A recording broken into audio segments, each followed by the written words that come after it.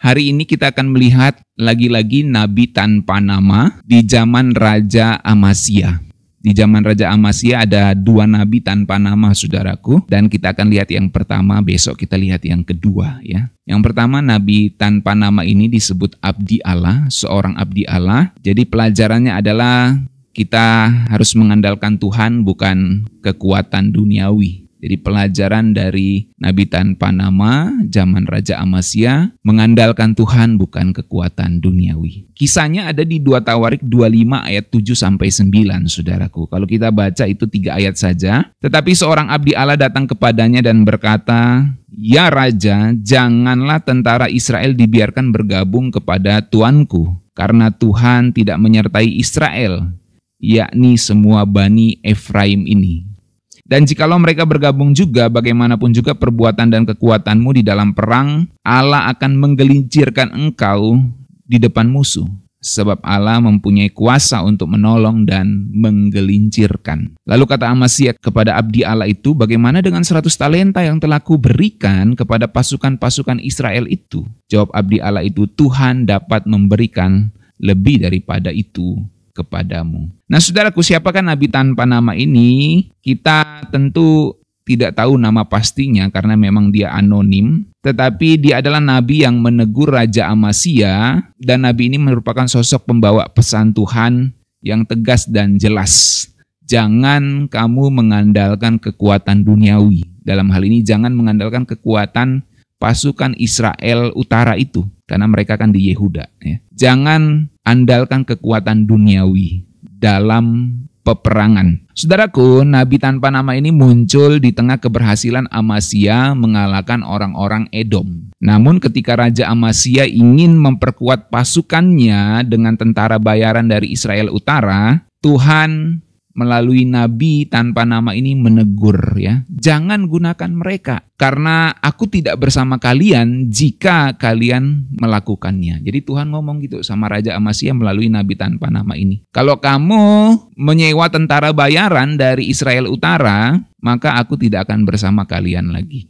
Ini Tuhan kasih tahu, ya, kepada Raja Amasya melalui nabi tanpa nama. Nah, saudaraku, terkadang kita tergoda untuk mempercayakan masa depan kita pada hal-hal yang tampaknya lebih pasti secara duniawi. Misalnya uang, relasi, ordal, orang dalam, dan kekuatan-kekuatan duniawi lainnya. Atau kita mengandalkan orang-orang kaya, kita mengandalkan orang-orang berduit, orang berpangkat, orang berjabatan yang kita kenal, saudaraku. Kadang kita lebih mengandalkan itu. Tetapi Tuhan mengingatkan melalui kisah ini bahwa kemenangan sejati itu hanya datang dari Tuhan, bukan dari usaha manusia semata. Makanya menarik, ya, kalau saudara baca teksnya itu 3 ayat saja. 2 Tawarik 25 ayat 7-9 itu maknanya luar biasa, ya. Bahkan sampai dikatakan Tuhan dapat memberikan lebih kepadamu. Kan Raja Amasya bilang, "Loh, aku sudah bayar, sudah ku transfer ini.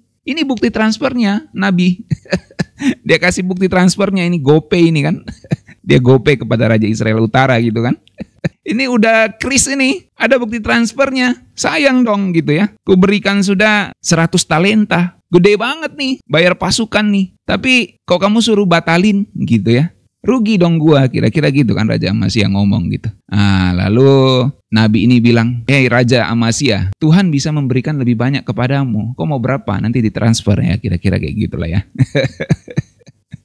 Nah, saudaraku, jadi Raja Amasya meskipun dia mengalami kemenangan melawan Edom, dia merasa tetap perlu memperkuat pasukannya gitu. Jadi kan dia baru menang lawan Edom nih. Dia merasa, oh, kita harus perkuat lagi nih supaya nanti kita nggak kalah-kalah. Makanya dia mau pakai pasukan tentara bayaran dari Israel Utara, saudaraku, untuk menghadapi ancaman-ancaman lain yang mungkin datang. Kan kalau di zaman perang seperti saat ini kan juga banyak kayak gitu, saudara, tentara-tentara bayaran kan. Seperti di yang paling jelas lah untuk saat ini misalnya kayak Rusia, Ukraina itu kan Rusia banyak pakai tentara bayaran, saudaraku, ya.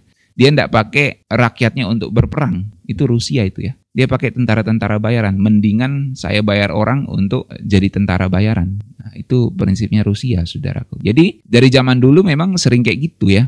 Ada tentara bayaran. Nah, tapi Tuhan berkata nggak boleh pakai tentara bayaran untuk konteks Amasya saat itu. Jadi Allah menginginkan agar Amasya itu mengandalkan Tuhan.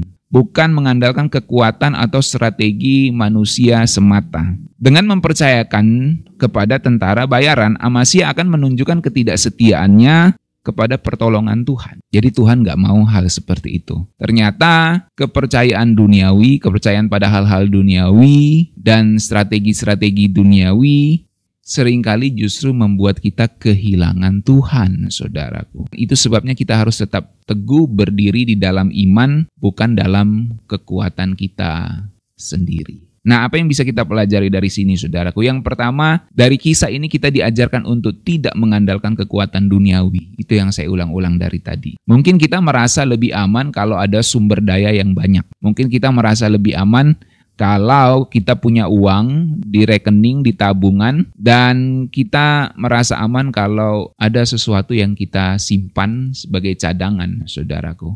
Tapi dari kisah ini kita belajar bahwa kita harus berani mengandalkan Tuhan, bukan mengandalkan semua simpanan, semua tabungan yang kita miliki, semua sumber daya, semua koneksi, semua yang kita miliki. Ini tidak berarti kita nggak nabung, ini tidak berarti kita tidak berelasi, tidak berkoneksi dengan baik dengan orang-orang.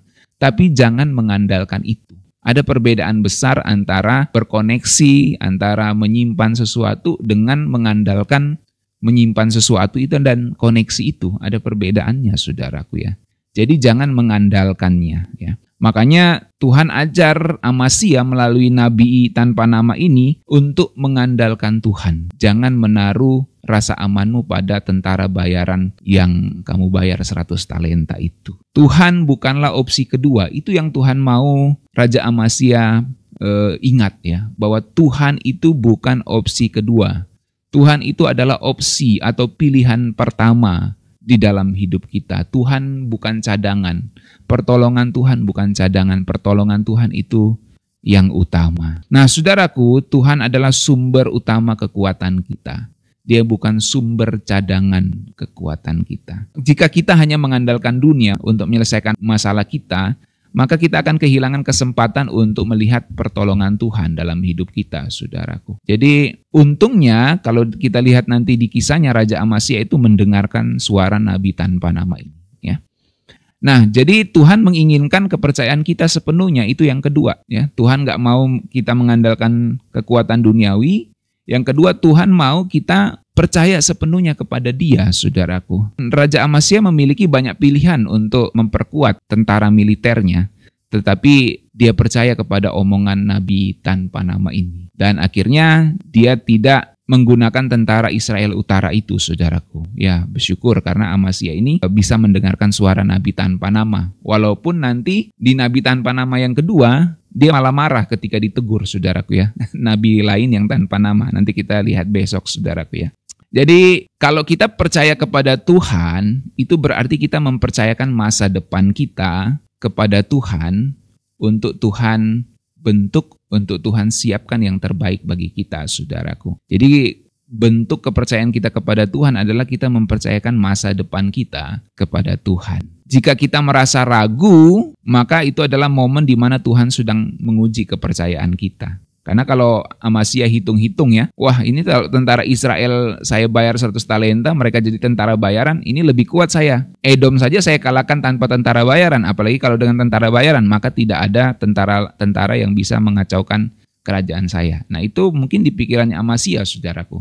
Tapi ternyata Tuhan tidak mau dia mengandalkan tentara bayaran. Tuhan mau Amasya mengandalkan Tuhan. Jadi yang Tuhan sedang ajar adalah kalau kamu percaya kepadaku, kamu harus percayakan masa depanmu kepadaku sepenuhnya. Itu yang Tuhan mau. Dan yang ketiga, kita belajar soal melawan godaan duniawi, saudaraku. Amasya harus memilih antara mengandalkan tentara bayaran atau bertahan dengan keputusan Tuhan. Yang tentunya secara hitung-hitungan akan lebih sulit ketika akan menghadapi bangsa-bangsa lain. Tetapi apa yang kita lihat, saudaraku, Amasya memilih untuk mendengarkan suara Tuhan. Dia belajar untuk melawan godaan duniawinya ketika ada hitung-hitungan militer yang mungkin secara logis lebih aman. Tapi dia lebih memilih mendengarkan suara Tuhan, saudaraku. Poinnya adalah begini. Dunia akan selalu menawarkan alternatif yang lebih mudah. Dunia akan selalu menawarkan alternatif yang lebih mudah. Yang bahkan mungkin logis,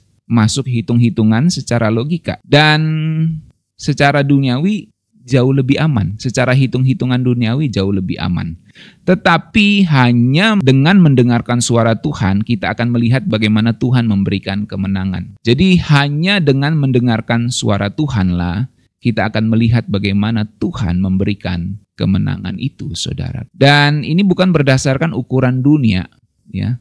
Terkadang logika Tuhan itu transrasional, saudaraku ya, jauh melampaui akal kita. Itu karena hitung-hitungan Tuhan itu bukan berdasarkan hitung-hitungan manusia, tapi berdasarkan kekuatan kuasanya yang jauh melampaui segala akal itu, saudaraku. Jadi jangan terperangkap oleh godaan duniawi yang menawarkan jalan pintas, menawarkan jalan mudah. Kalau ada suara Tuhan untuk tidak menggunakan jalan itu, maka jangan menggunakan jalan itu, saudaraku ya. Bertahanlah di jalan Tuhan meskipun terlihat lebih sulit. Saya ulangi, bertahanlah di jalan Tuhan meskipun terlihat lebih sulit, saudaraku. Karena kemenangan yang datang dari Tuhan itu tidak ternilai harganya. Kita harus bertahan di dalam jalan yang bahkan lebih sulit kalau memang itu kehendak Tuhan. Karena kemenangan yang dari Tuhan itu tidak ternilai harganya, saudaraku. Tidak ada gantinya, ya. Kemenangan yang dari Tuhan itu. Kita nggak bisa beli kemenangan dari Tuhan dengan 100 talenta pasukan bayaran. Nggak bisa. Kemenangan yang dari Tuhan itu tidak dapat dibeli dengan apapun. Karena kuasanya tidak dapat digantikan dengan apapun dan siapapun, saudaraku ya. Oke, ini adalah pelajaran dari Nabi Tanpa Nama. Jangan mengandalkan kekuatan duniawi, tetapi andalkanlah Tuhan.